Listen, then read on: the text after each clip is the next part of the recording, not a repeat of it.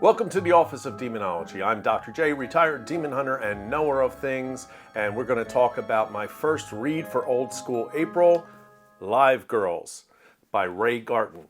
First off, recently Ray Garton was diagnosed with stage 4 lung cancer. There is a GoFundMe to help them pay for the bills. I will put the link in the description below if you want to support that and help out Ray during this really difficult time. I recently did a video on Old School April. I talked a little bit about Live Girls. I'm going to talk a little bit more about it, but first, let's watch my AI trailer for what is written on the back of the book. On the hardcore street that never sleeps, Davy Owen is lured into the nightmare of the damned. He's lost his girl, blown his job, and he's looking for consolation in the seedy precincts of Times Square. As dusk falls, a garish glow envelops the street where Live Girls beckons Davy through its doors, into a world of strange, savage ecstasy, into the pale, irresistible arms of a woman who offers him the kiss of demons in exchange for eternal life. A woman so ravishing, so insatiable, that he must say yes again and again until he no longer can say no. He has given her the vital essence of his body. Now she will devour his soul. So yeah, I used AI audio and AI photos to make this happen. I think it's goofy and fun, so I hope you enjoyed that. I'm going to continue doing that. I'll put trailers together for whatever's written on the back of the book. First, let's begin. I love this book, and there is a sequel which made me really excited. The sequel did not come out until many decades later, but I really am looking forward to reading that. The one thing I love about books is when you discover an author you didn't even know existed. That's the case with Ray Garton with me. I didn't know who Ray Garton is, and he's done tons of books. I think he's got over 60 published novels. The guy is prolific. But this book was just so much fun. I don't know if it was written today, how people would approach it, just because it is very sex heavy. It's rated X. I mean, it is set in 1980s, late 1980s in Times Square, where everywhere you walked it was rated X, peep shows, things like that, and live nude girls. And it begins with a character who doesn't necessarily become the main character, but ends up becoming important later in the book. Then we meet Davy Owen, and Davy Owen basically just broke up with his girlfriend. He works in a publishing field in the 80s in New York City, which Ray Garton did. So this is like pulling from his real life. And the job is he is not going anywhere in this job. And the only way he will go anywhere is basically sleeps with his boss, who is not somebody you would want to sleep with. He loses a promotion to another guy who is sleeping with the boss, and he's fed up. I mean, he's lost his girlfriend. He's not going anywhere in his job. And he kind of ends up on Times Square. For whatever reason, this Live Girls venue pulls him in. And it's not like the other ones where they have barkers out in front, like, come on in, girls, girls, girls, come on in, they'll do whatever you want. This one's kind of like very quiet, unassuming. It just has neon Live Girls on the outside, has a black curtain, you go in, and he does. So he decides, I'm going to go in. I mean, life kind of sucks. Let me see what's in here. I'm curious.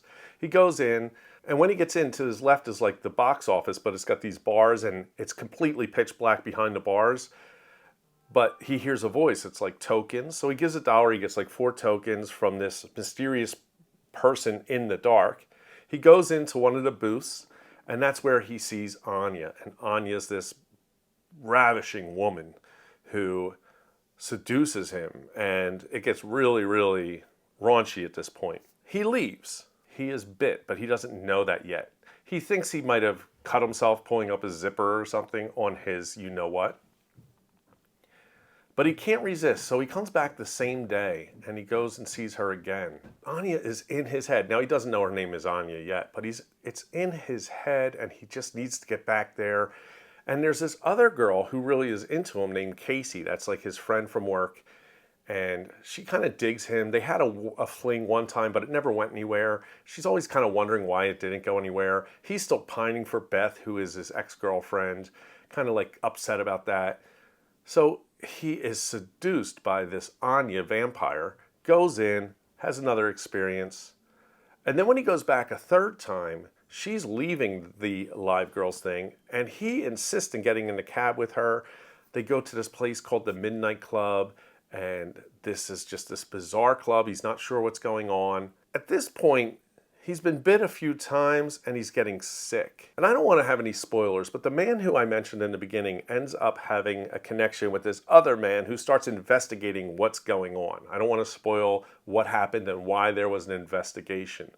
But his investigation leads him to Davy, and together with Casey, his friend, Davy's friend, they need to solve what's going on in New York City, which is unbelievable. No one's going to believe it. You just can't go to the police, you can't go to the press. No one's going to believe what's actually happened, that there's vampires in New York. Why did I love this book, and why you should probably get it? And I'll put an affiliate link in the show notes. It's Amazon link. If you do that, you help support the show. I'll get like a few cents if you do buy it. It's a really interesting look at vampires because a lot of the things we know from Bram Stoker and things about daylight and crosses and holy water, they attack that and talk about how they see vampires in this world.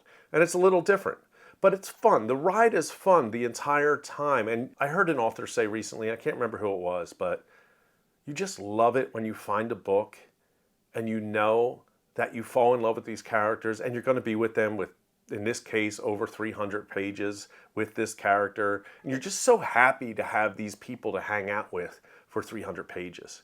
And the other thing you're kind of happy with is that you don't end up in that situation that they're in. You're just kind of a fly on the wall watching all this crazy stuff happen. It's really well done. I don't know if this ever was made into a movie. But an interesting thing about Ray Garton is that he was asked by the Warrens, you know, Ed and Lorraine Warren, the demonologists, who are basically frauds as far as I'm concerned. If you disagree, let me know in the comments why you do, but I say they're frauds. The Amityville thing was a fraud. Well, they went to Ray Garton to write a book, which ended up becoming Haunting in Connecticut. You know, the Warrens are running around saying this stuff is real, and Garton's like, nah, I made the whole thing up in the book.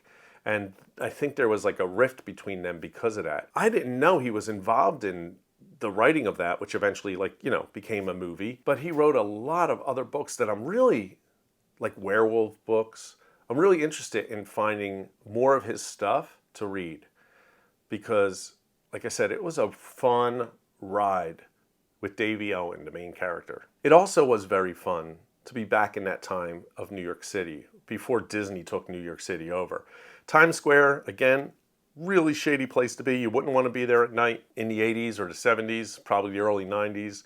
But once it became what it is today, I mean, you go and you take pictures with Mickey Mouse and things like that. You got all these big famous restaurants and places to go, not like it was back then. And so it was a great setting for a vampire novel. It also ends with a very exciting climax, and I am excited to find out in the sequel what happens with these characters. As I said in my old school April video, which I'll put up here, this checks off a lot of things in the old school April checklist. So it was published before 2005. I think it was actually 1986 or 1987. It's from an author I haven't read before. It is a used book, which is another thing they say you should do. It's definitely set in the 80s. There's just a ton of stuff that this hits in old school April.